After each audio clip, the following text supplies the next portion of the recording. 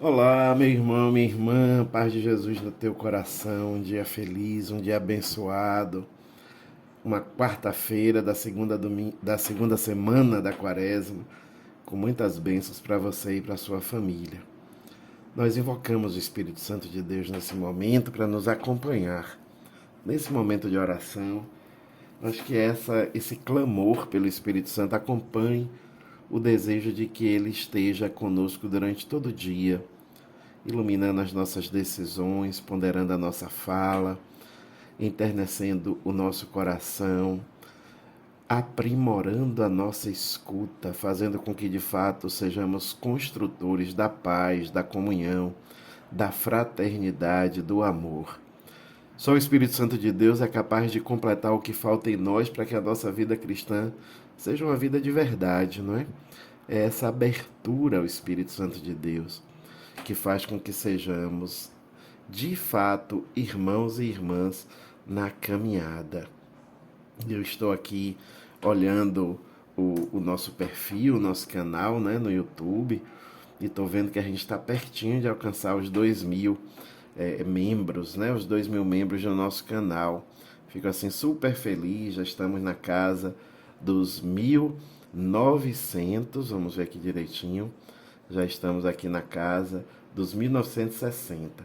Então, se você convidar uma pessoa, já pensou se cada pessoa que me escuta agora, durante o dia, convidar uma pessoa, só uma, para se inscrever no nosso canal, hoje a gente passa dos 2.000. Geralmente tem aí 250, 350 pessoas escutando, refletindo, fazendo essa ciranda com a gente. Então, se cada um conseguir um inscrito, só um, a gente vai chegar hoje a mais de 2.000 inscritos. Vamos confiar nisso, confiando na força propulsora do Espírito Santo de Deus. Isso também é missão. Talvez ainda tenha uma pessoa da sua família, talvez ainda tenha um amigo de trabalho, um companheiro de comunidade, de igreja, de caminhada, que ainda não saiba do nosso canal. Fala para ele e diz a ele para não apenas escutar, mas também se inscrever. É muito simples, né? E assim a gente alcança hoje, ultrapassa os 2.000 e amanhã eu vou festejar. E é com essa força do Espírito Santo de Deus, com esse ânimo renovado, para viver a fé, para sair em missão, para exercer essa dimensão missionária da nossa vida cristã, que a gente inicia esse nosso momento, em nome do Pai, do Filho e do Espírito Santo. Amém. O Senhor esteja convosco, Ele está no meio de nós. Proclamação do Evangelho de Jesus Cristo segundo Mateus. Glória a vós, Senhor. O capítulo é o 20º, os versículos de 17 a 28. Naquele tempo, enquanto Jesus subia para Jerusalém, ele tomou os 12 discípulos à parte e, durante a caminhada, disse-lhes: Eis que estamos subindo para Jerusalém, e o Filho do Homem será entregue aos sumos sacerdotes e aos mestres da lei. Eles o condenarão à morte e o entregarão aos pagãos para zombarem dele, para flagelá-lo e crucificá-lo. Mas no terceiro dia ressuscitará. A mãe dos filhos de Zebedeu aproximou-se de Jesus com seus filhos e ajoelhou-se, com a intenção de fazer um pedido. Jesus perguntou: O que tu queres? Ela respondeu: Manda que estes meus 2 filhos se sentem no teu reino, um à tua direita e outro à tua esquerda. Jesus então respondeu-lhes: Não sabeis o que estáis pedindo. Por acaso podeis beber o cálice que eu vou beber? Eles responderam: Podemos. Então Jesus lhes disse: De fato, vós bebereis do meu cálice, mas não depende de mim conceder o lugar à minha direita ou à minha esquerda. Meu Pai é quem dará esses lugares àqueles para os quais ele os preparou. Quando os outros 10 discípulos ouviram isso, ficaram irritados contra os 2 irmãos. Jesus, porém, chamou-os e disse: Vós sabeis que os chefes das nações têm poder sobre elas e os grandes as oprimem. Entre vós não deverá ser assim.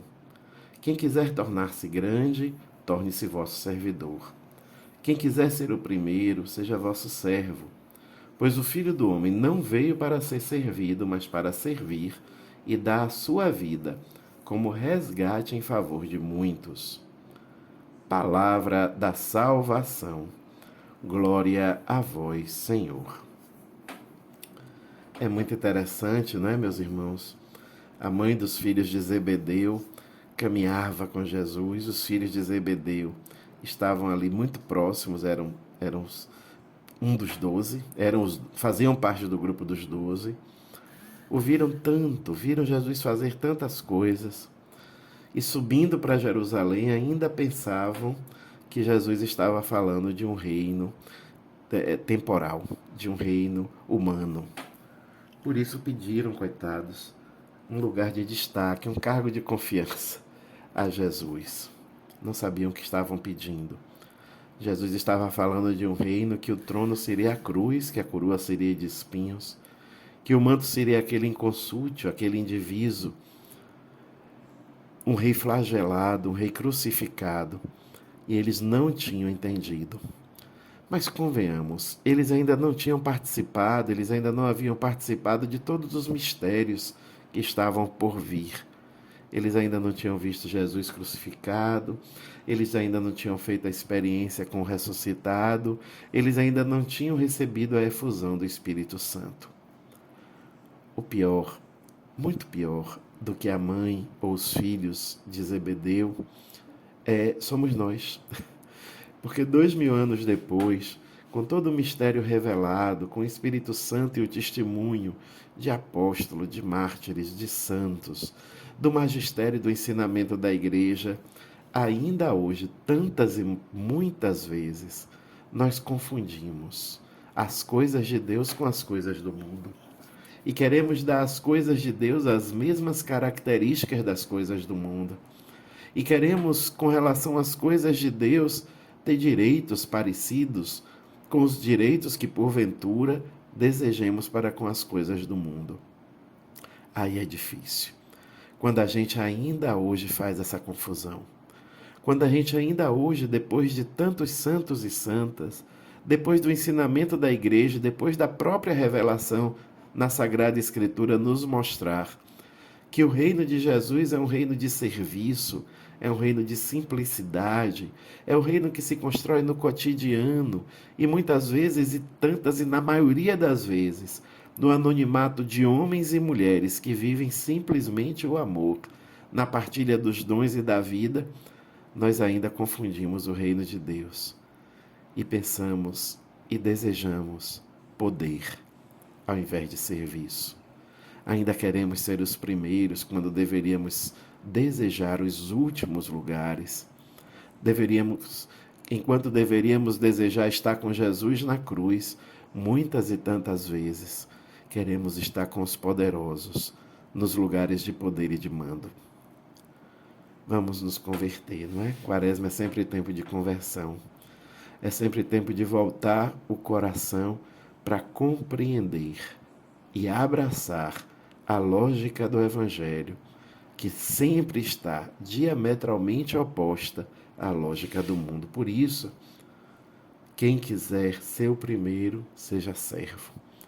Os primeiros no reino são os últimos no mundo.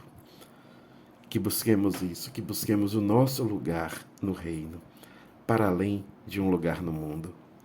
Que entendamos, mesmo que tarde, mesmo que de forma limitada, que compreendamos e abracemos o que Jesus nos propõe. E que assim seja.